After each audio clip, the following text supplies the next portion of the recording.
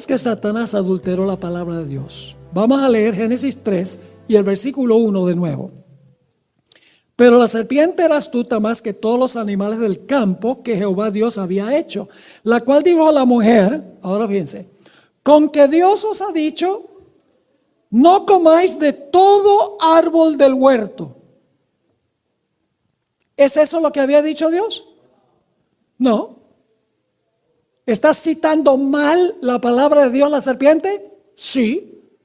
Porque Dios no había dicho que no podían comer de todos los árboles del huerto. Dios había dicho que podían comer de todos menos ese. La serpiente, Satanás, está citando mal la palabra de Dios.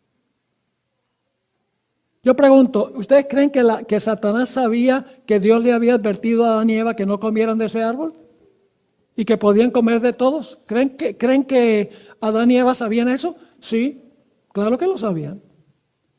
Entonces, si Satanás sabía que ellos sabían qué es lo que Dios había dicho, entonces, ¿por qué Satanás cita mal lo que Dios había dicho? Les explico. ¿Ustedes ven este saco que yo tengo puesto? Es rojo. Ve enseguida que hicieron. No.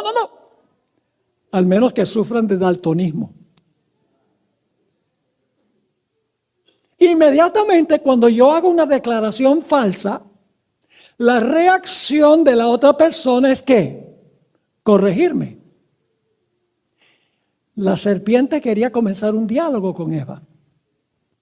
Y la mejor forma de comenzar un diálogo era diciendo algo que él sabía que Eva conocía que no era cierto, porque él quería que ella en ese momento defendiera lo que Dios había dicho.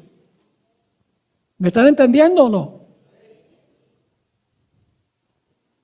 Quiero leerles una cita del Espíritu de Profecía, Patriarcas y Profetas 53 y 54.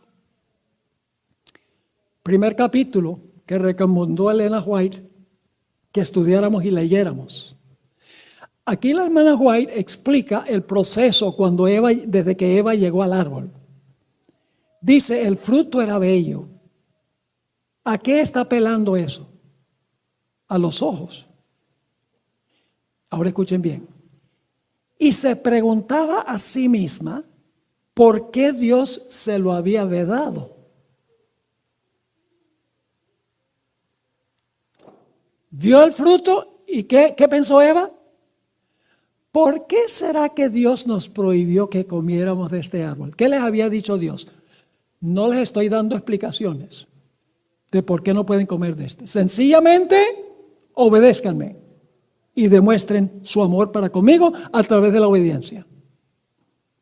Pero ahora encontramos que ella se pregunta a sí misma, ¿por qué es que Dios nos ha vedado este árbol? Me gustaría saber.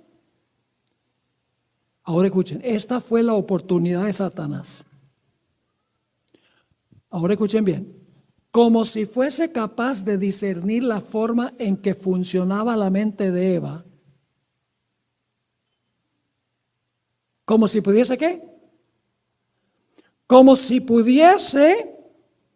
fuese capaz de discernir la forma en que funcionaba la mente de Eva, se dirigió a ella diciendo, ahora quiero decirles esto. Satanás no sabía cómo funcionaba la mente de Eva. En un momento les voy a leer una cita donde la sierva de Dios dice que cuando Eva miró el fruto, ella expresó audiblemente sin darse cuenta. A veces ustedes dicen algo sin darse cuenta. Sin darse cuenta. ¿Por qué será que Dios nos prohibió el árbol? En un momento les voy a leer la cita. Sigue diciendo esto. Esta fue la oportunidad de Satanás. Como si fuese capaz de discernir la forma en que funcionaba la mente de Eva, se dirigió a ella diciendo, con que Dios os ha dicho, no comáis de todo árbol del huerto. Eva quedó sorprendida y espantada al oír el eco de sus pensamientos. Pero en otra cita les voy a mostrar que no eran sus pensamientos. Había dicho eso audiblemente. Ahora fíjense, pero con voz melodiosa La serpiente siguió con sutiles alabanzas de su hermosura, y sus palabras no fueron desagradables a Eva. Eva, qué linda eres. Eres preciosa, Eva. Está diciendo, wow.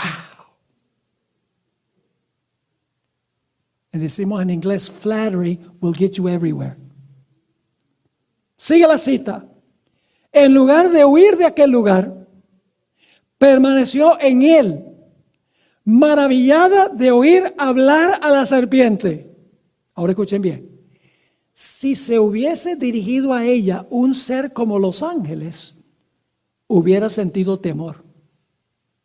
Pero no se imaginó que la encantadora serpiente pudiera convertirse en medium del enemigo caído.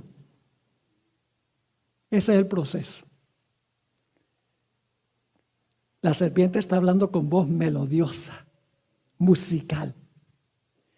La serpiente está halagando su belleza.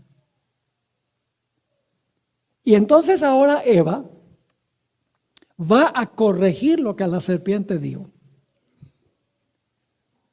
Porque la serpiente dijo una mentira. Y ahora Eva va a decirle a la serpiente, no, eso no es lo que dijo Dios. Dios no dijo que no podíamos comer de ningún árbol del huerto. Dios dijo que no podíamos comer de este. Satanás, citando mal la palabra de Dios, comenzó una conversación. Vamos otra vez a Génesis 3 y vamos a leer el versículo 2 y 3. Y la mujer respondió a la serpiente: del fruto de los árboles del huerto podemos comer. Es decir, estás equivocado. Podemos comer de los frutos del huerto. Pero del fruto del árbol que está en medio del huerto, dijo Dios, no comeréis de él, ni le tocaréis, para que no muráis. ¿Qué está haciendo Eva? Corrigiendo a la serpiente. Ha comenzado un diálogo con la serpiente. Estás equivocado. Estás equivocada, serpiente. Porque Dios nos dijo que si comemos de este árbol vamos a morir. Y Dios nos dijo que no comiéramos de él ni que lo tocáramos. ¿Dios había dicho que no lo tocaran? No. Ella le agregó a la palabra de Dios. Fíjense esta cita que se encuentra en el libro Confrontación de Elena White también, página 14. Eva exageró el mandato de Dios. Él les había dicho a Adán y Eva, pero del árbol de la ciencia del bien y del mal no comeréis, pues el día que de él comiereis ciertamente moriréis.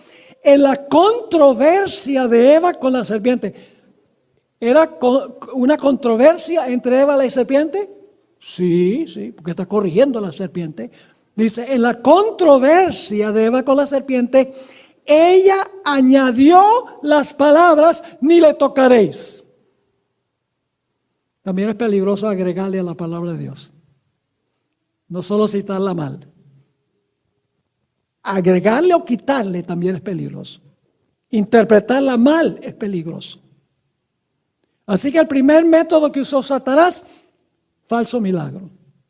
En segundo lugar, citó mal la palabra de Dios, adulteró la palabra de Dios. Ahora vamos al tercer método que usó Satanás.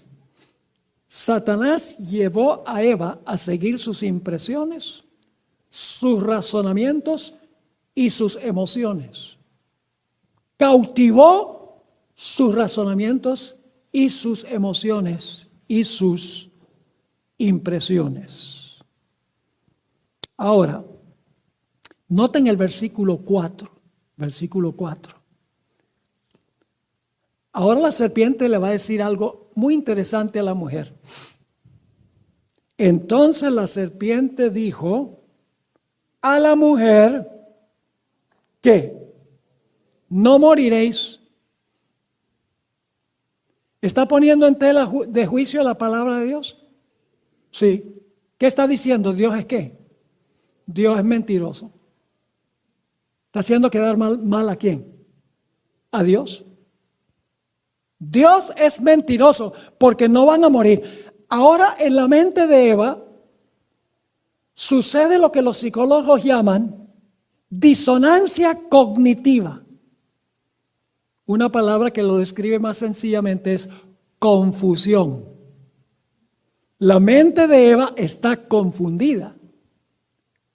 Porque ella dice, Dios nos dijo que si comemos el fruto vamos a morir. Ahora la serpiente dice, no vamos a morir. ¿Entiende la confusión? Pero Satanás que está tratando de lograr algo más. Lo que hizo Satanás fue sembrar una pregunta en la mente de Eva y luego procedió a responder su propia pregunta.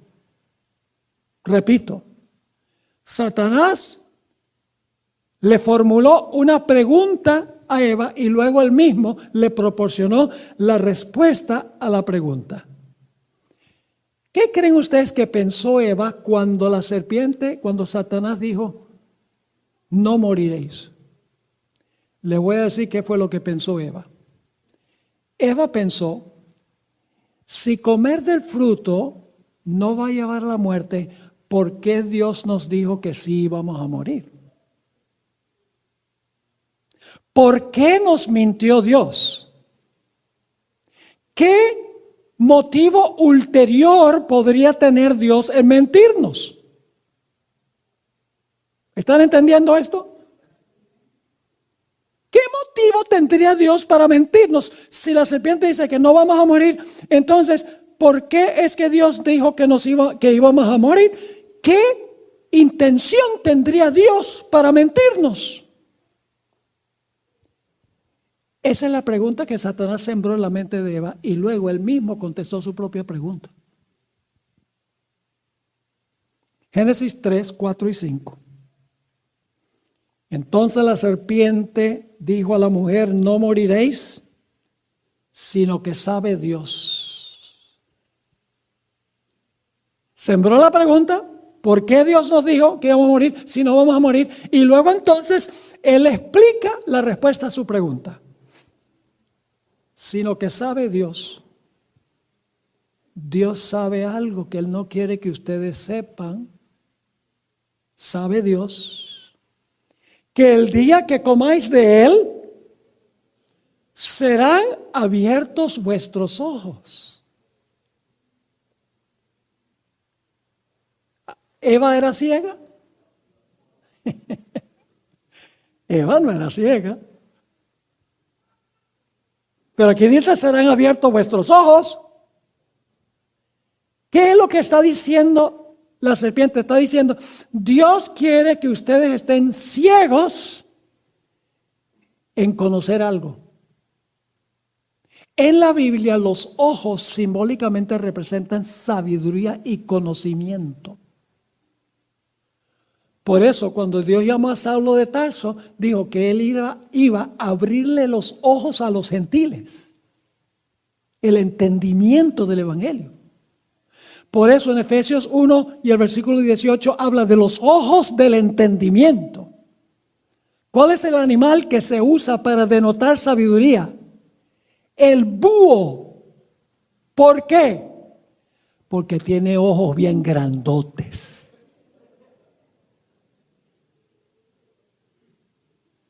Lo que Satanás le está diciendo a Eva es, Dios sabe algo que Él no quiere que ustedes sepan. Dios quiere que ustedes estén ciegos en cuanto a cierto conocimiento que Dios se ha guardado para sí. Ahora, ¿qué creen ustedes que está pensando Eva en ese momento? Dime. ¿Qué está escondiendo Dios? ¿Qué es lo que Dios no quiere que sepamos? ¿Cuál es el conocimiento que Dios se ha guardado para sí? ¿No es ese el proceso? ¿Ustedes saben que ese es el proceso? Si alguien le dice algo a uno, inmediatamente uno, entonces, ¿por qué? Mas sabe Dios que serán abiertos vuestros ojos y luego ¿qué dice? Y seréis como Dios.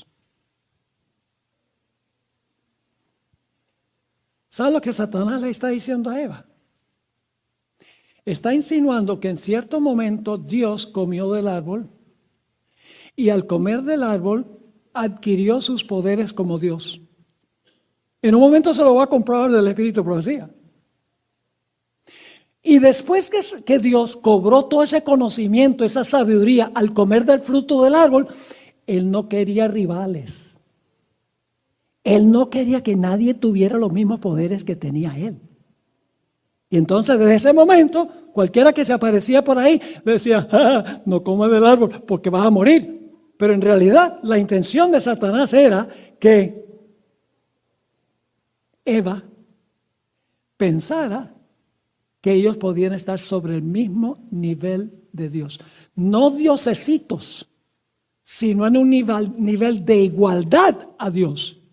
Es decir, le está diciendo a Eva, Dios lo que les ha escondido a ustedes es que Él no quiere competencia, Él no quiere rivales, Él solo quiere tener el conocimiento como Dios e intimida a todos los que vienen por acá para que ellos no coman del fruto y se vuelvan como Él.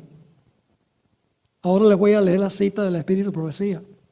Patriarcas y Profetas, página 54. Miren, Elena White tuvo una percepción profunda de la Biblia. Hay dos clases de personas que critican el Espíritu de Profecía.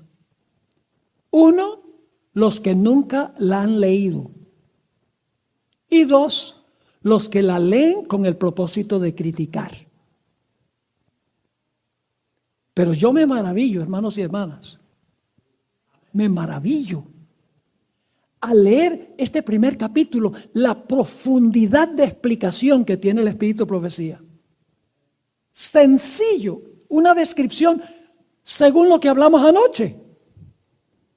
Cómo Satanás obraba detrás del telón para engañar a Eva. Aquí está la cita.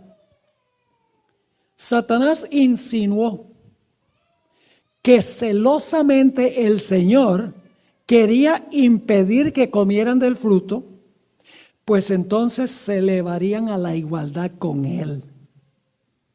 ¿Por qué Dios prohibió el fruto según la serpiente? Porque entonces Adán y Eva iban a estar a nivel de igualdad con Dios.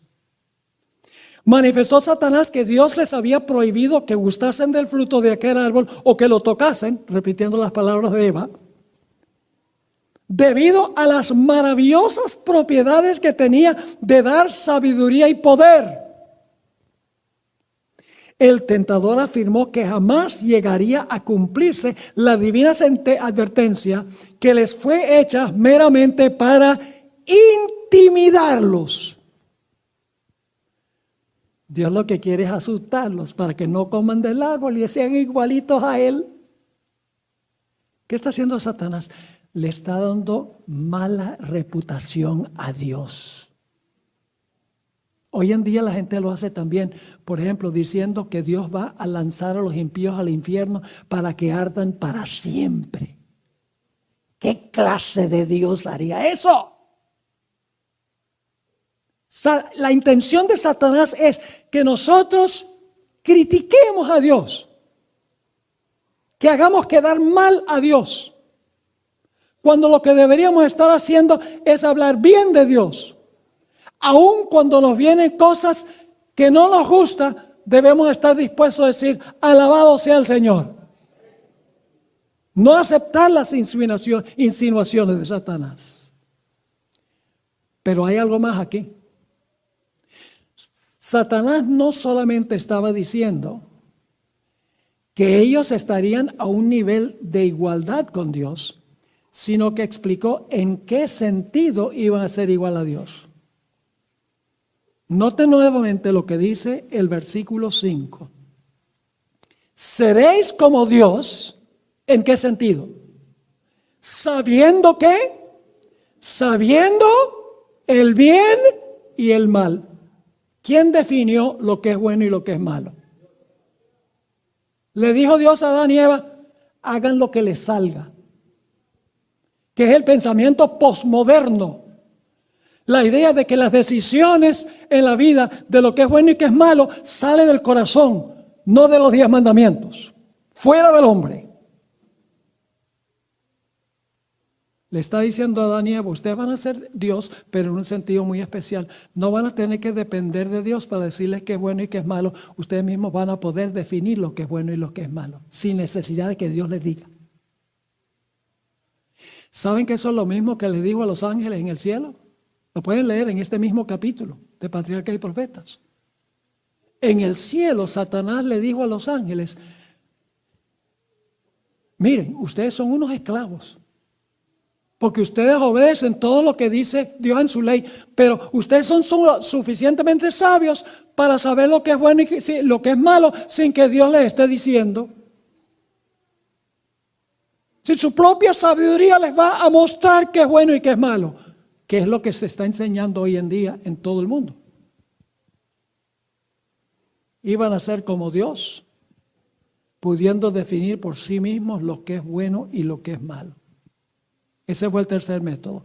Seguir sus razonamientos, sus emociones, sus impresiones. Debería haber dicho, bueno, yo no sabía que la serpiente hablaba. Está bien. Y yo sé que citas más o menos la palabra de Dios, aunque sea mal. Y la explicación que tú estás dando parece por toda palabra que sale de la boca de Dios. ¿Cuál era la única protección de Eva? Obedecer la palabra de Dios. ¿Cuál será nuestra única protección al final de la historia? Obedecer la palabra de Dios tal cual está escrita. ¿Cuál es el cuarto método que usó Satanás? El cuarto método que usó Satanás fue el de llevarla a seguir lo que decían sus 5 sentidos en vez de lo que dijo Dios. Vamos a Génesis, el capítulo 3. Génesis 3. Y vamos a leer el versículo 6. Génesis 3, 6. Yo pregunto, ¿los oídos de Eva han estado involucrados hasta este momento? ¿Los oídos están involucrados? ¿Sí? ¿Está como convencida por lo que oye por sus oídos? Sí. Ahora viene un segundo sentido. Y vio la mujer. ¿Qué sentido es ese? La vista. Y vio la mujer que el árbol era bueno para comer. ¿Qué sentido está involucrado ahí? El gusto. Que el fruto era sabroso. Y que era agradable los ojos. Ahí está otra vez los ojos involucrados. Y árbol codiciable para alcanzar la sabiduría. Y tomó. ¿Qué sentido está involucrado ahí? El tacto. Es más, la hermana White dice que cuando Eva llegó al árbol, la serpiente estaba comiendo del fruto. ¿Y sabe lo que le dijo a Eva? Le dijo a Eva, mira, yo estoy comiendo el fruto y no me estoy muriendo. Esa es una percepción que da el espíritu de profecía. Así que dice, vio a la mujer que le era bueno para comer, que era agradable a los ojos y árbol codiciable para alcanzar la sabiduría, y tomó de su fruto, ¿y qué? Ahí está el gusto. Comió. Siguió el testimonio de sus 5 sentidos. La gente hoy en día sigue lo que dicen sus sentidos. Ay, si es bonito, está bien. Si es sabroso, para adentro. Si suena lógico, tremendo. La gente hoy se guía por lo que dicen sus sentidos. Me hace pensar de la historia, 2 historias de la Biblia, la historia de José y la historia de Sansón. La mujer de Potifar era bien bonita. Pueden leerlo en Patriarcas y Profetas. Como decimos en inglés, she was a knockout. Bien bonita. Y no solamente era bonita a los ojos, sino hablaba bonito a José. Y cuando ella trató de que él cometiera adulterio con ella, ¿cuál fue la base de la decisión de él? Dijo, ¿cómo puedo yo cometer este pecado contra mi Dios? Echó a un lado lo que decían sus ojos y sus oídos. por obedecer el mandamiento que dice no cometerás adulterio. ¿Cuán diferente era Sansón? No había mujer filistea que no le cayera bien. Se consiguió una por allá. Y como era costumbre en esa época,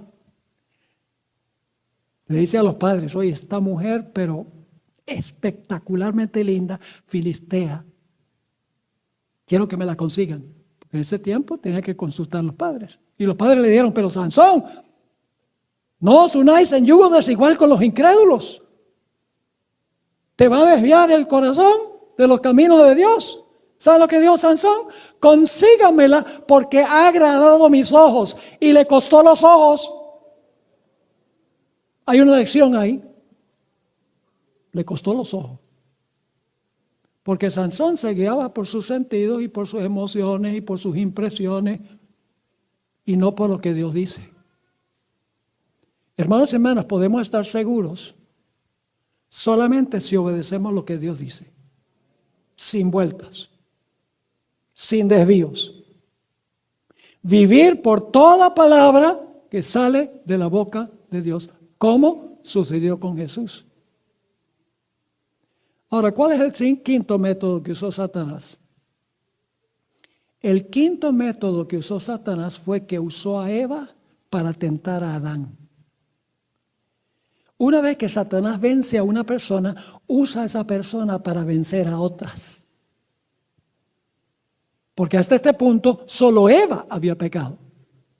Pero Satanás, luego que Eva peca, usa a Eva para tentar y hacer pecar a Adán. Quiero leerles la descripción que da la hermana White sobre qué pasó con Adán cuando Eva llegó con los brazos llenos de fruta. Patriarcas y Profetas, página 57. El amor, la gratitud y la lealtad al Creador, todo fue sofocado por amor a Eva. ¿Qué fue sofocado por amor a Eva? La gratitud, el amor, la gratitud y la lealtad fueron sofocados por el amor a Eva. ¿Saben cuál fue el gran pecado de Adán? Que amó a Eva más que a Dios. Sigue la cita. Ella era parte de sí mismo. Y Adán no podía soportar la idea de una separación. No alcanzó a comprender Adán que el mismo poder infinito que lo había creado del polvo de la tierra y hecho de él un ser viviente de hermosa forma y que como demostración de su amor le había dado una compañera, podía muy bien proporcionarle otra.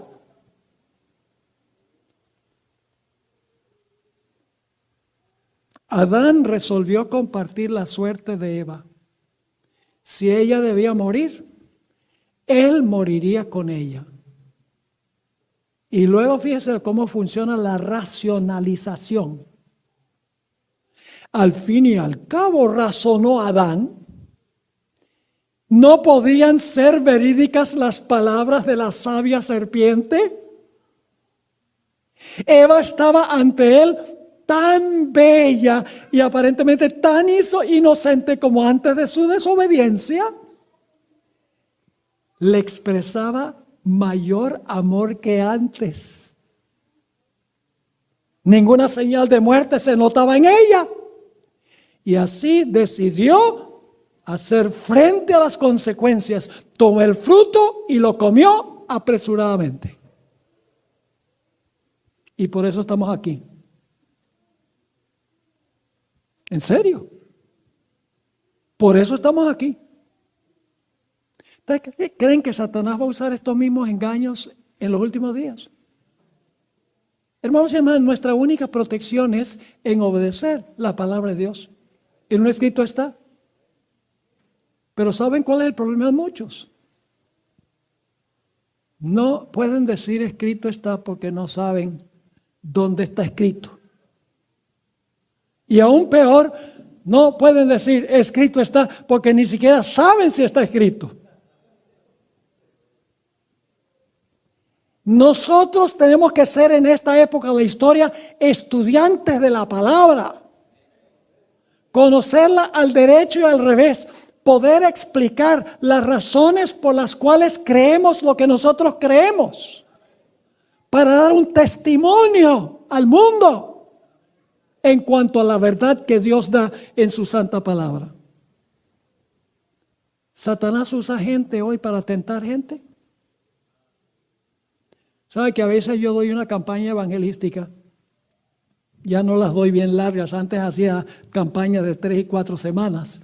Cuando estaba trabajando en la conferencia de New Jersey y luego en la conferencia de Texaco, porque ahí uno no tiene a cargo una iglesia, sino todo el campo. Entonces podía sacar a veces 3, 4 semanas para una campaña. Y cuando predicaba el mensaje sobre el sábado, algunas de las personas quedaban impactadas, porque nunca habían oído eso. ¿Y saben lo primero que hacían? Lo primero que hacían era ir a hablar con su pastor. Gente no adventista. Para decirle al pastor, mire, fui a esta conferencia espectacular. Comprobó de la Biblia que Jesús guardó el sábado, los apóstoles guardaron el sábado, que el 4º mandamiento dice que el 7º día es el sábado y que debemos estar todavía guardando el sábado. ¿Y saben lo que dice el pastor? No le hagan caso a eso. Son una secta. Tienen ideas raras. Todo el mundo guarda el domingo. Honramos a Jesús porque resucitó ese día. Le llenan la cabeza de cucarachas. Y entonces cuando regresan, si es que regresan, no están dispuestos a aceptar el sábado por el testimonio de los ministros en quienes tanto confían. Por eso la sierva de Dios dice en el libro Conflicto de los Siglos 5:95, Satanás trata continuamente de atraer la atención hacia los hombres en lugar de atraerla hacia Dios. Hace que el pueblo considere como sus guías a los obispos, pastores y profesores de teología, en vez de estudiar las escrituras para saber por sí mismos cuáles son sus deberes. Ahora escuchen esto. Dirigiendo luego las mentes de esos mismos guías, que ella ha mencionado que son los obispos, pastores y profesores de teología, dirigiendo luego las mentes de esos mismos guías, puede entonces también encaminar las multitudes conforme a su voluntad. Gente tentando gente. Una vez que Satanás gana a uno, lo usa para ganar a otro. Así como usó a Eva para llevar al pecado a Adán. Y nosotros no podemos escuchar ninguno de estos razonamientos de Satanás. Ahora yo quiero preguntarles. El libro de Génesis nos dice quién dio la vida. ¿Quién dio la vida? Dios. ¿Sí o no? Dios dio la vida. ¿Tiene el hombre el derecho de quitarla? Aquellos que apoyan, por ejemplo, el aborto hoy en día, dicen, mi cuerpo, mi decisión. No es tu cuerpo. El cuerpo es de Dios, porque Dios lo creó, Dios dio la vida. El hombre no tiene derecho a quitar la vida. Satanás ha estropeado lo que ocurrió en el Edén. En el Edén Dios creó la vida. Satanás está divisando toda clase de métodos para que se quite la vida, que solo Dios puede dar. ¿A dónde colocó Dios a Adán y Eva? En una ciudad, ¿verdad? ¿A dónde colocó a Adán y Eva? En un huerto, en el campo. ¿Dónde vive la mayoría de la gente hoy en día? Más del 60% de la población. En ciudades. ¿Qué clase de dieta dio Dios en el huerto del Edén? Una dieta a base de frutas y nueces. ¿Qué dice la gente hoy en día? come lo que quieras, toma lo que quieras. Satanás ha estropeado eso también. ¿Qué día de la semana estableció Dios en la creación? El sábado. ¿Qué dice la mayoría del mundo hoy en día? El domingo. Dios estableció el matrimonio entre ¿qué? Un hombre y una mujer. ¿Qué dice el mundo hoy? Puede ser hombre y mujer con mujer, no importa. Dios creó ¿cuántos géneros? 2. ¿Qué dice el mundo hoy? Puede haber 100. Yo pregunto, ¿Dios creó al hombre y la mujer con funciones distintivas? ¿Es diferente la función de la mujer que la función del hombre? Sí, pero el mundo dice lo importante es equidad, no igualdad, porque hay igualdad entre hombres y mujeres. Pero la idea de equidad es que son idénticos en función y no son. ¿Qué ha hecho Satanás con todo lo que Dios hizo en la creación? Lo ha destruido. Hay 2 cosmovisiones que están compitiendo hoy en día por la supremacía. Una cosmovisión es la evolución, que las cosas van a mejorar a través de un proceso de evolución. Si la historia de Génesis no es verídica, no ocurrió como dice Génesis, como dicen los evolucionistas, entonces nada de lo que yo he mencionado importa. Porque el hombre es el que tiene que decidir. ¿Me están entendiendo lo que estoy diciendo? Por el otro lado, los que creen en la creación creen que lo que Dios dijo al comienzo debemos nosotros seguirlo. Porque es el plan que trae felicidad, verdadera felicidad. La gente del mundo hoy en día está miserable. Porque cuando no se sigue el plan de Dios, mis hermanos y hermanas, el resultado es falta de paz y gozo y felicidad en la vida. Por eso hoy en día hay tantos suicidios. Por eso hoy en día la gente está toda deprimida. Todo el tiempo que tiene que estar tomando pastillas. Cuando si siguiera el plan de Dios en la dieta, en el aire puro a donde viven, en el matrimonio, en el asunto de los géneros, un día para reposar completamente del trajín, si respetaran las respectivas funciones, la sociedad sería un paraíso. No es complicado. El Señor Jesucristo dijo, hablando de la iglesia, vosotros sois la sal de la tierra. Pero luego dijo, si la sal perdiere su sabor, no sirve sino para ser echada y pisoteada por los seres humanos. ¿Saben? La iglesia es la sal de la tierra. Pero la iglesia en gran medida ha perdido su carácter salado. Porque se ha acoplado al mundo, a las normas del mundo, a las prácticas del mundo. Y cuando la iglesia pierde su carácter salado, no tiene el método de darle sabor a la vida de los demás. La iglesia tiene que regresar otra vez al plan A de Dios. Y debemos enseñarle al mundo eso, para que el mundo pueda disfrutar de las bendiciones del Señor. Ahora, quiero terminar con una cita que encontramos en el Conflicto de los Siglos, página 593.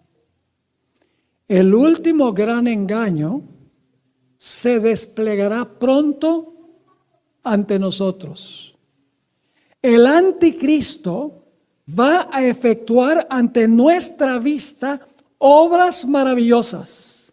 Escuchen esto. La falsificación se asemejará tanto a la realidad que será imposible distinguirlos sin el auxilio de las Sagradas Escrituras. Ellas, las Escrituras, son las que deben atestiguar en favor o en contra de toda declaración, de todo milagro. ¿Qué es una falsificación? Para tener una falsificación hay que tener algo genuino, ¿sí o no? ¿Y qué viene primero, lo genuino y luego la falsificación, o la falsificación y luego lo genuino? Hermanos y hermanas, viene primero lo genuino y luego la falsificación. ¿O es que los falsificadores dicen, ¿por qué no hacemos un billete de $55? Y el gobierno dice, qué buena idea, hagamos uno genuino. No. Primero, el gobierno hace un billete genuino y luego entonces los falsificadores tratan de copiarlo. Ahora apliquemos esto. ¿Qué día estableció Dios? ¿Cuál es el día genuino de Dios de reposo? ¿Esperaríamos más adelante en la historia una falsificación? Claro que sí. ¿Y cuál es la falsificación? El domingo. ¿El domingo es un día, sí o no? ¿Es un día? ¿Tiene 24 horas? ¿Tiene un número en el calendario? ¿El sol se levanta y se oculta? Entonces es igualito al sábado. ¿Por qué no es igual al sábado? Porque Dios dijo que el sábado es el día de reposo. Ahora, si el sábado es el día genuino, entonces el domingo es la falsificación. Y la mayoría de los cristianos se han comido el cuento de que el domingo es el día de reposo, que es el domingo el que debemos guardar en honor a la resurrección de Jesús. Profesan honrar a Jesús mientras que están desobedeciendo a la palabra. Triste. Así que mis hermanos y hermanas, ojalá que al haber estudiado esto en esta noche, sepamos un poco mejor cómo engaña a Satanás y podamos protegernos de sus engaños de una sola manera. Y es de la manera que dijo Jesús: no solo de pan vivirá el hombre, sino de toda palabra que sale de la boca de Dios. Padre, gracias te damos por revelarnos estas cosas. No hay nada que Satanás teme más que nosotros descubramos sus métodos. Gracias porque nos has mostrado cómo trabaja Él para que podamos protegernos con tu palabra. Pedimos que nos bendigas, manténnos fieles, no permitas que nos desanimemos por nada ni nadie en el mundo. Aun cuando vengan tiempos difíciles, ayúdanos a confiar en ti como lo hizo Job en las peores circunstancias.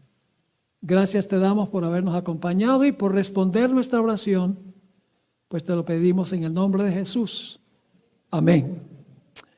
Uno de los temas centrales en la predicación del pastor Esteban Bor es la comprensión del gran conflicto entre Cristo y Satanás, un drama que abarca toda la historia humana y que, según la interpretación profética que él expone, se intensificará hasta alcanzar su clímax en los últimos días. Para Bor, la Biblia no presenta los eventos finales como acontecimientos desconectados entre sí, sino como el desenlace lógico de una guerra espiritual que comenzó en el cielo, pasó al Edén y continúa hoy en el corazón y la mente de cada persona.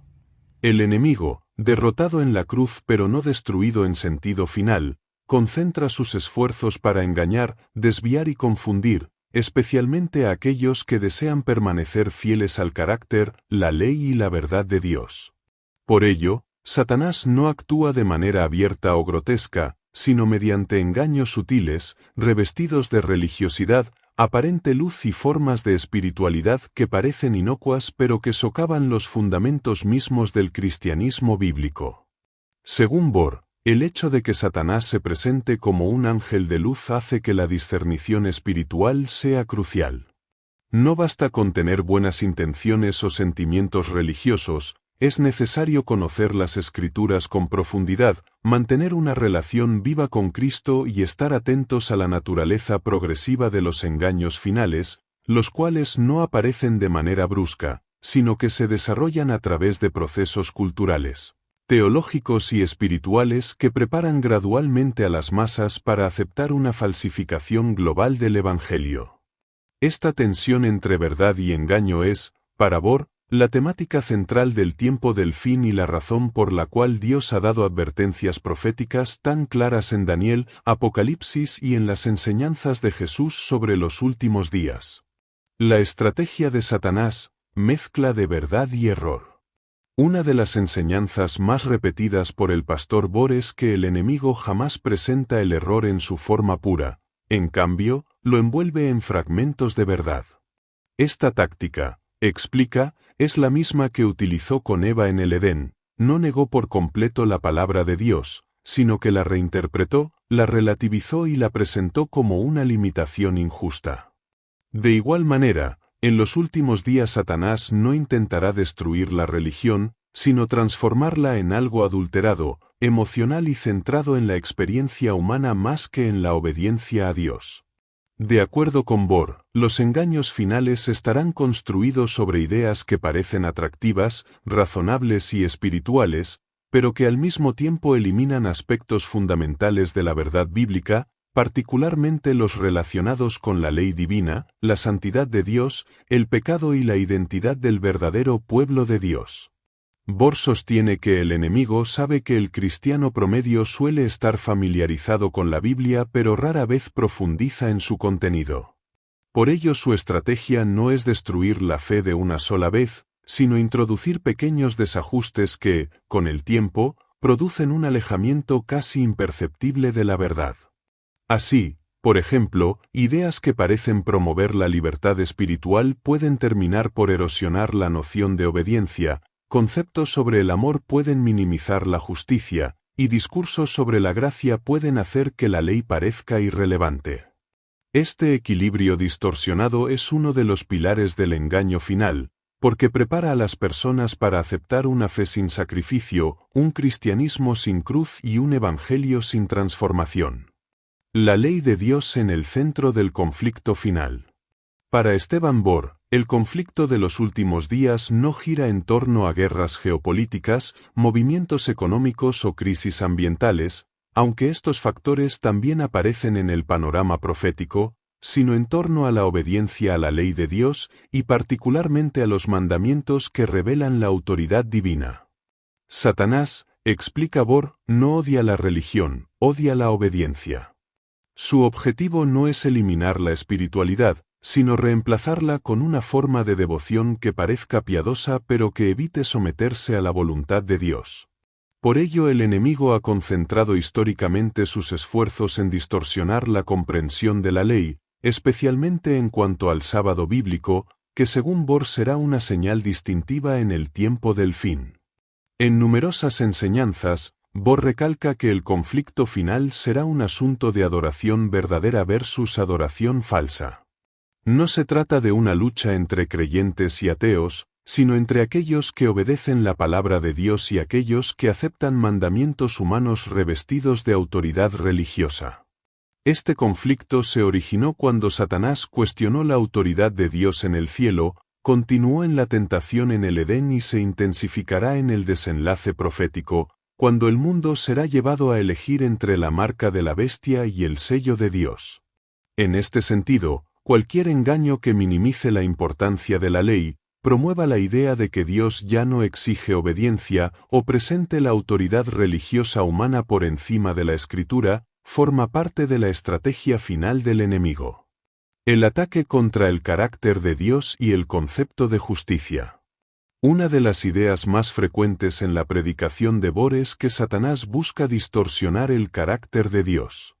Él sabe que si logra hacer que las personas perciban a Dios como arbitrario, injusto o excesivamente estricto, lograrán rechazar la ley como una carga, por lo tanto, perderán de vista la belleza del carácter divino.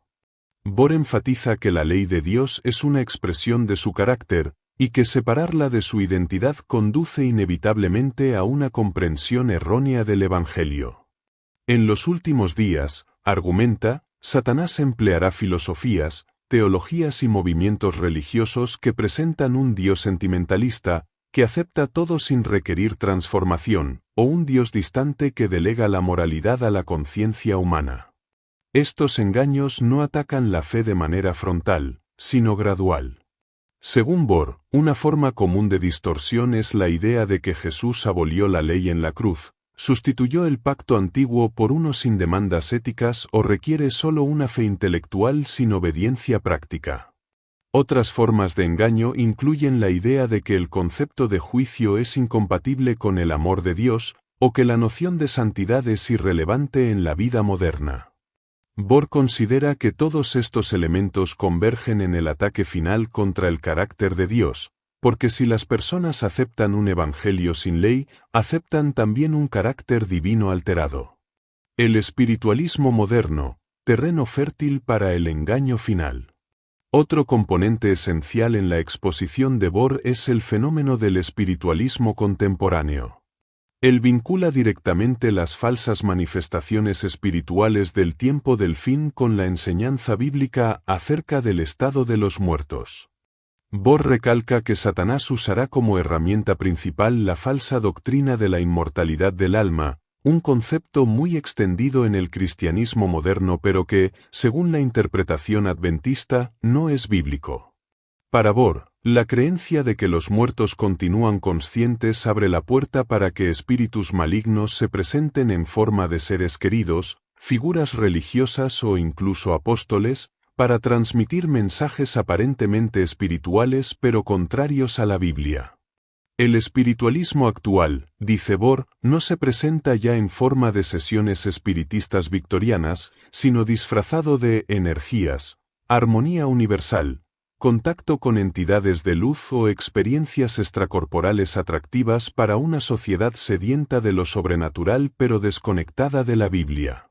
Esta evolución del espiritualismo, mezcla de ciencia, psicología y pseudorreligión, es, según Bohr, uno de los pilares del gran engaño final, pues prepara a la humanidad para aceptar manifestaciones sobrenaturales espectaculares que aparentan ser milagros divinos pero no lo son. Así, cuando Satanás realice sus señales y maravillas, muchos ya tendrán un marco mental propicio para aceptarlas como auténticas sin evaluar si armonizan con la palabra de Dios. Las falsas señales y maravillas. Una sección clave en la predicación del pastor Bohr se centra en las falsas señales y maravillas que el enemigo utilizará para validar su engaño final.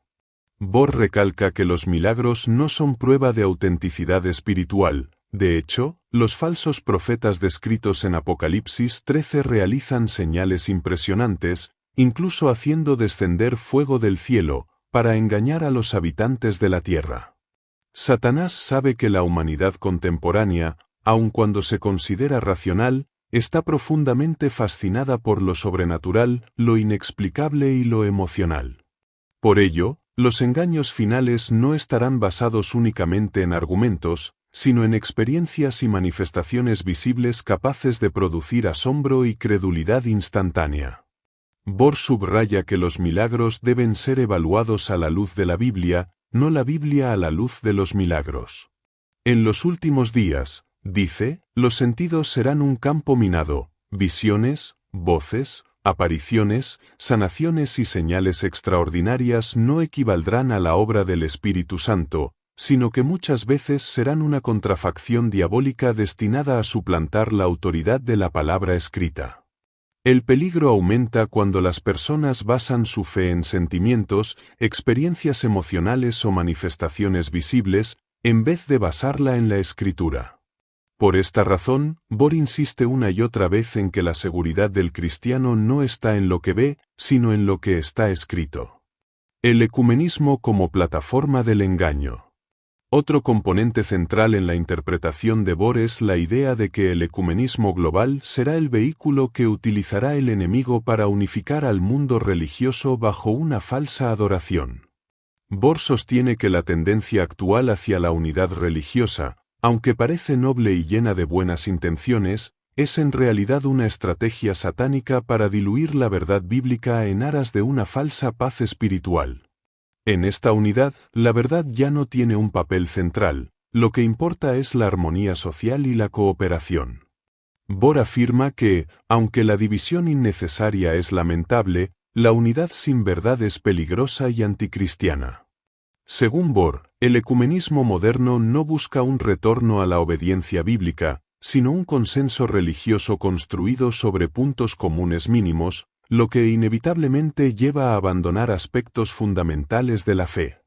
Este proceso prepara al mundo para aceptar la autoridad religiosa humana por encima de la Biblia, especialmente cuando las potencias descritas en Apocalipsis eleven leyes humanas, incluyendo órdenes relacionadas con la adoración, como obligatorias para toda la humanidad. En este sentido, el ecumenismo actúa como un suave preámbulo al engaño final, no es agresivo, no persigue mediante fuerza física, sino que seduce a través de la unidad emocional, la cooperación social y el deseo de evitar conflictos. Sin embargo, una vez que se una el poder religioso con el civil, el conflicto cambiará de tono. La marca de la bestia y la imposición de una falsa adoración. Uno de los temas más característicos de la predicación de Esteban Bor es el estudio de la marca de la bestia, a la que considera la culminación del engaño final de Satanás. En su interpretación, la marca no es un microchip, un código tecnológico o una señal física, sino un símbolo de autoridad religiosa humana que se impondrá en sustitución del verdadero día de reposo establecido por Dios. Según Bor, el sábado será la señal del pueblo fiel, mientras que la imposición universal de un día alternativo, particularmente el domingo, constituirá la marca de la bestia. Él enfatiza que este conflicto no será forzado inicialmente, sino que se desarrollará progresivamente a través de crisis globales, presiones morales y legislaciones civiles promovidas por poderes religiosos. Bor explica que la marca de la bestia se relaciona con la adoración, y la adoración se relaciona con la obediencia. Satanás desea ser adorado, y para ello manipulará estructuras sociales, políticas y religiosas para presionar la conciencia. No se trata simplemente de un día en el calendario, se trata de quien tiene autoridad sobre la conciencia, Dios o el hombre. La marca de la bestia representa, por lo tanto, la aceptación de una autoridad espiritual distinta de Dios, mientras que el sello divino simboliza la obediencia fiel a la palabra. En este conflicto, Bor describe que Satanás actuará tanto mediante engaños espirituales como mediante coerción legislativa, llevando finalmente a una crisis global donde cada ser humano tomará una decisión definitiva. La falsificación de la segunda venida de Cristo. Quizá uno de los engaños finales más impresionantes que Bor detalla es la falsificación de la segunda venida de Cristo. Basándose en diversas profecías, Bor sostiene que Satanás intentará imitar el regreso de Jesús mediante manifestaciones gloriosas, apariciones celestiales y señales extraordinarias. La humanidad, ya preparada por el espiritualismo y las falsas señales, recibirá con entusiasmo esta manifestación, creyendo que el Mesías ha vuelto.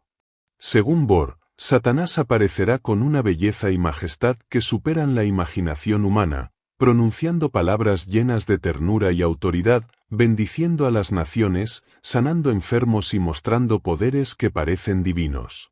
Sin embargo, Bor recuerda que la Biblia da señales claras para distinguir la verdadera venida de Cristo. Jesús descenderá con todos los ángeles, visible para todo ojo, acompañado de un sonido ensordecedor de trompeta y un cataclismo global imposible de imitar.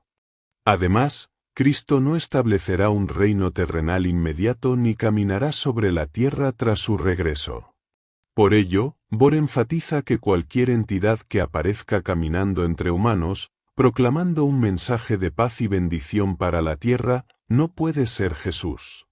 Este engaño será, según él, la culminación del esfuerzo satánico para suplantar la autoridad divina mediante la experiencia sensorial directa.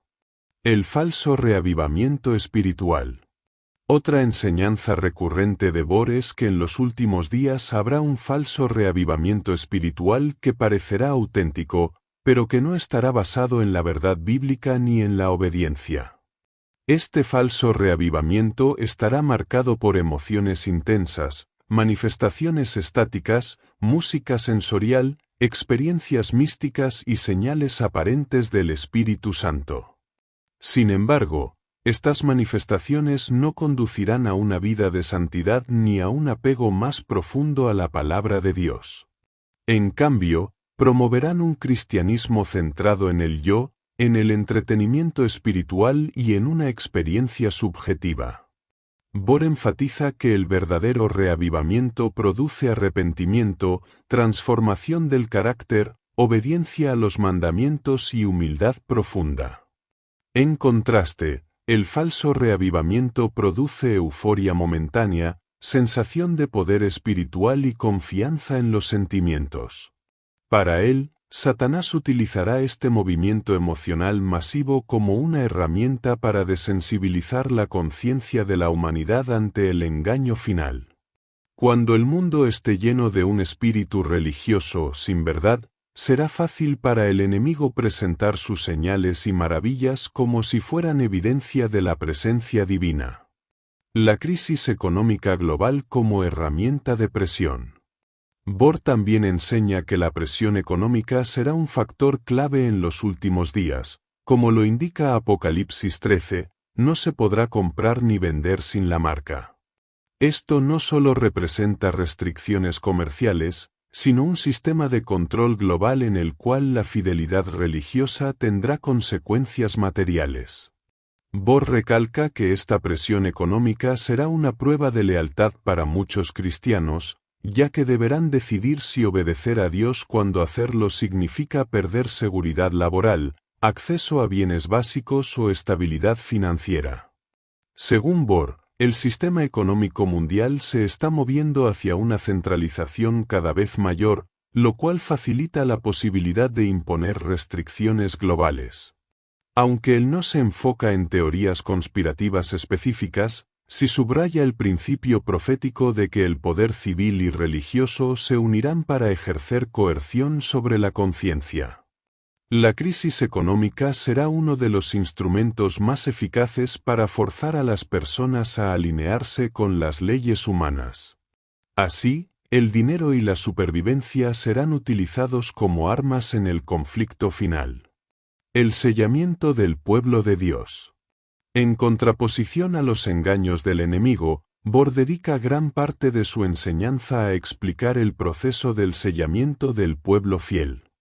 Este sello no es visible ni físico, sino una disposición interna, la mente y el corazón alineados con la ley de Dios a través del Espíritu Santo.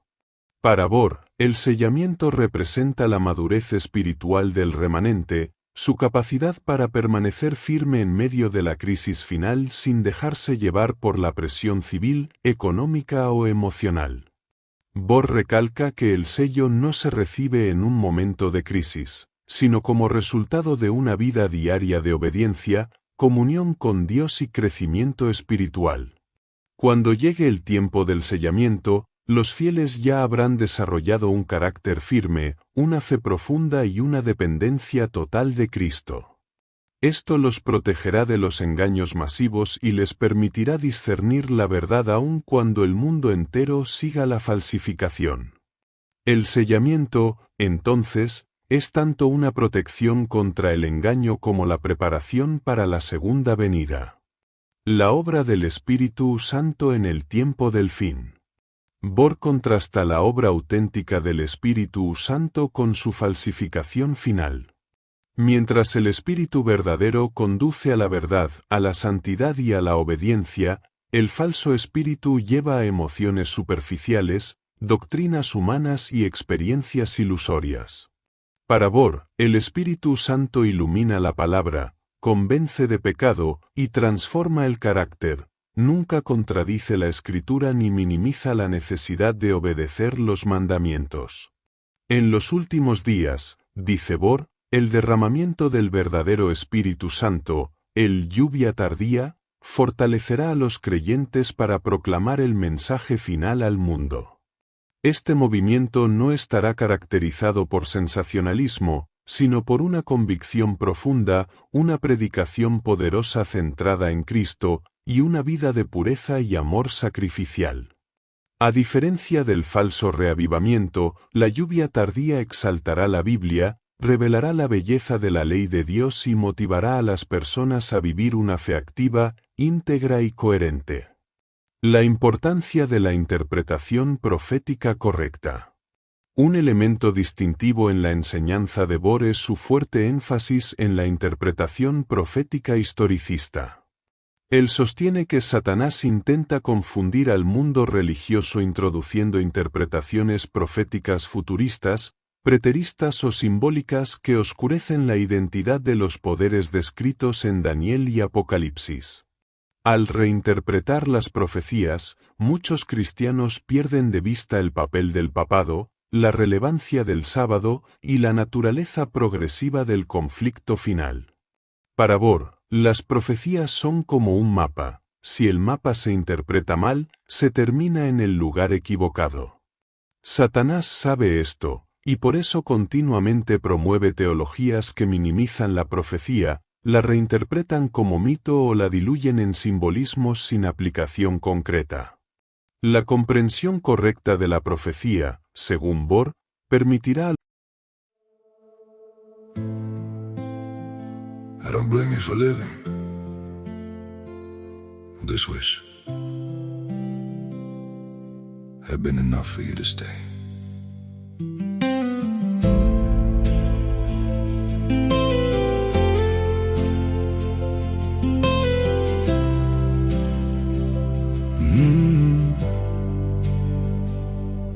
I saw it coming in the way you changed, in the silence between your words. Every I'm fine felt heavier than truth, like something breaking unheard.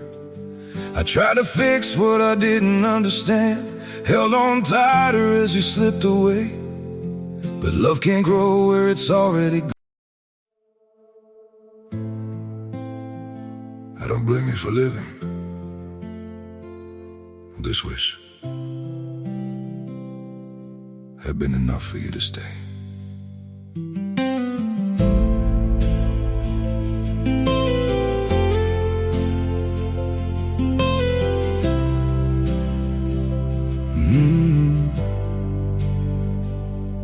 I saw it coming in the way you changed, in the silence between your words. Every I'm fine felt heavier than truth, like something breaking unheard.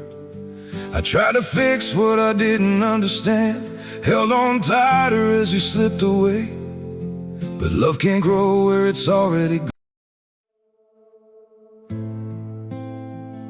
I don't blame you for living this wish had been enough for you to stay.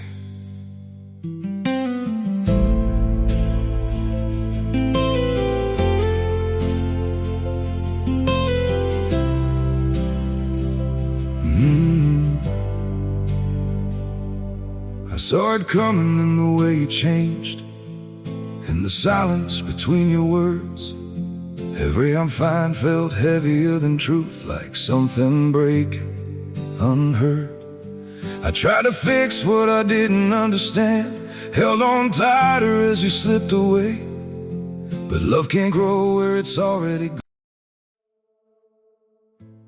Los fieles identificar los engaños finales, discernir el papel de los poderes religiosos globales y mantenerse firmes cuando el mundo entero sea arrastrado por el error. El remanente final, su misión y su carácter. Bohr destaca que el pueblo de Dios en los últimos días no es definido por su cantidad, sino por su fidelidad. Este remanente predicará los mensajes de los 3 ángeles de Apocalipsis 14, llamando al mundo a adorar al Creador, a salir de Babilonia y a evitar la marca de la bestia.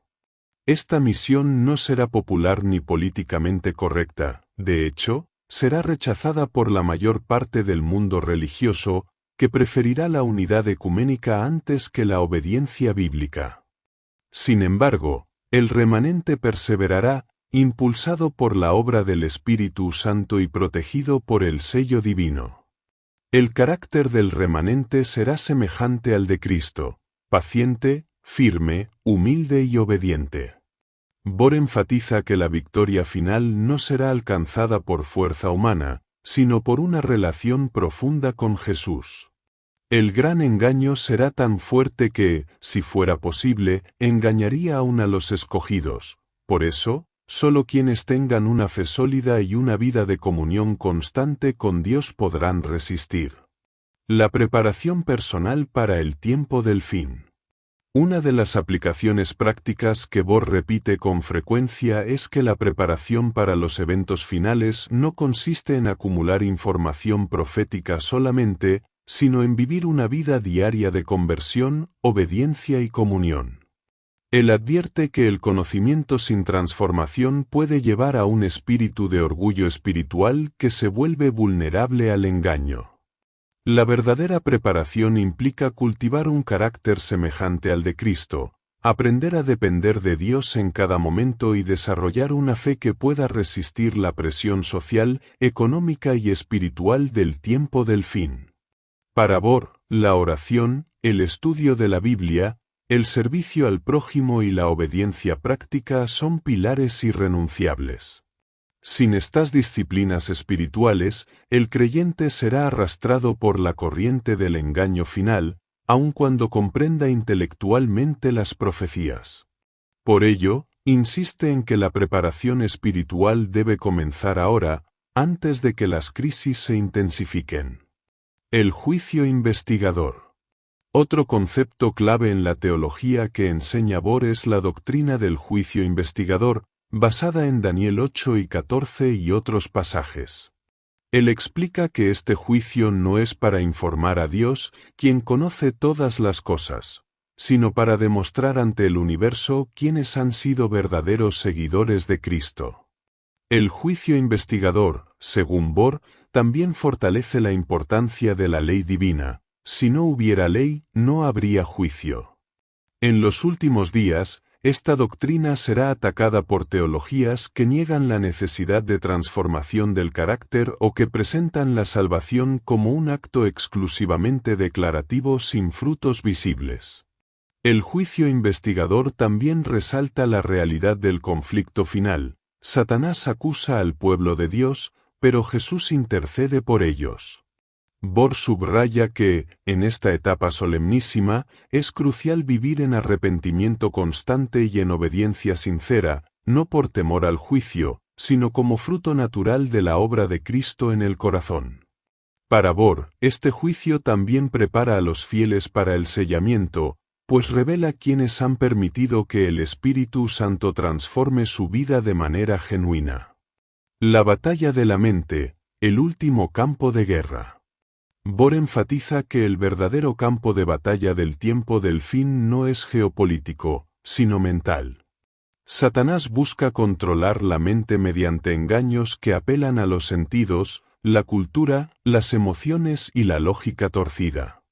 En los últimos días, la presión para conformarse será tan intensa que solo quienes tengan la mente impregnada de la palabra de Dios podrán permanecer firmes. El mundo, dice Bohr, estará saturado de distracciones, confusión y entretenimiento, diseñados para impedir que las personas escuchen la voz de Dios. Para vencer en esta batalla, es necesario permitir que el Espíritu Santo renueve la mente mediante la verdad. Esto implica discernimiento espiritual, rechazo del pecado y una vida de pureza. Bohr advierte que el enemigo trabaja especialmente en seducir la imaginación y los deseos, transformando lentamente la percepción moral del creyente. Por eso, el cristiano debe proteger su mente, evitar contaminaciones espirituales y vivir una vida disciplinada en cuanto a lo que ve, escucha y consume. La fidelidad hasta el fin y la intervención divina. A pesar de la solemnidad del conflicto final, Bohr concluye siempre sus mensajes con una nota de esperanza. Él afirma que Dios no permitirá que su pueblo enfrente la crisis sin su presencia. Aunque el mundo caiga en engaño, Dios sostendrá a los fieles mediante su Espíritu, su palabra y sus ángeles. La fidelidad no dependerá de la fuerza humana, sino del poder divino actuando en aquellos que han entregado su vida completamente a Cristo. Bohr recalca que el mundo puede parecer dominado por fuerzas espirituales de engaño, pero la victoria final pertenece a Cristo. La segunda venida será el acto definitivo mediante el cual Jesús vindicará su carácter, destruirá las obras del enemigo y rescatará a los fieles. Hasta entonces, la misión de los creyentes es mantenerse firmes, proclamar la verdad y vivir una vida de integridad espiritual en medio de un mundo que avanza hacia la confusión profética. La visión de Esteban Bor sobre los engaños de Satanás en los últimos días presenta un panorama profundo, solemne y coherente del conflicto final. Sus enseñanzas destacan la importancia de la verdad bíblica, la centralidad de la ley de Dios, la necesidad de discernimiento espiritual y la urgencia de prepararse ahora. Los engaños finales no serán burdos, sino sofisticados, envueltos en apariencia de luz, unidad religiosa, experiencias espirituales y señales sobrenaturales. Pero quienes permanezcan fieles a Cristo, arraigados en la palabra y guiados por el Espíritu Santo, estarán protegidos contra el engaño y listos para recibir al Rey de Reyes cuando regrese en gloria. En medio de un mundo que avanza con rapidez hacia un terreno incierto, convulsionado y saturado de voces que compiten por nuestra atención, esta reflexión sobre los engaños finales de Satanás nos invita a detenernos y considerar con seriedad el rumbo de nuestra vida espiritual. No se trata simplemente de adquirir conocimiento religioso o de comprender eventos proféticos como datos cronológicos, se trata de escuchar el susurro firme del Espíritu Santo que clama por un pueblo que vuelva su corazón completamente a Dios. Hoy más que nunca, la mayor batalla no se libra afuera, sino dentro, en nuestros deseos, nuestras prioridades y nuestra disposición a responder al llamado de la verdad. El enemigo no busca simplemente que pequemos, busca que dejemos de escuchar la voz de Dios. Si logra distraernos con ruido, rutina, comodidad o apariencias de espiritualidad vacía, no necesitará emplear persecución para alejarnos de Cristo. Por eso, este es un momento decisivo para examinar nuestras motivaciones más profundas. ¿Estamos construyendo nuestra fe sobre emociones pasajeras o sobre una relación sólida con el Señor? ¿Estamos viviendo una espiritualidad que transforma, o simplemente una fenomenal que no confronta nuestras zonas de confort? Este es el tiempo para permitir que el Espíritu escudriñe nuestro corazón y nos muestre aquellas cadenas invisibles que aún nos atan: orgullo, resentimientos disfrazados, hábitos destructivos, indiferencia espiritual, dependencia de la opinión humana o un cristianismo cómodo que nunca nos lleva a la entrega total. La Escritura revela un futuro en el que la verdad y el error se enfrentarán con una claridad nunca vista, pero ese conflicto ya está sucediendo en lo cotidiano, en cada decisión moral, en cada acto de amor o egoísmo, en cada momento en que elegimos obedecer o resistir al llamado del Espíritu. No podemos esperar la crisis final para prepararnos. La fidelidad no nace en medio de la tormenta, sino en el silencio de la vida diaria, cuando nadie nos ve excepto Dios. Cada pequeña obediencia de hoy está moldeando el carácter que necesitaremos mañana. Cada sacrificio silencioso, cada oración sincera, cada lucha vencida con la ayuda divina es una piedra más en la construcción de una fe inquebrantable. El engaño final será tan convincente que muchos preferirán lo fácil, lo popular, lo espectacular, antes que la verdad sencilla pero poderosa de Dios. Sin embargo, la invitación divina sigue siendo la misma: Hijo mío, dame tu corazón.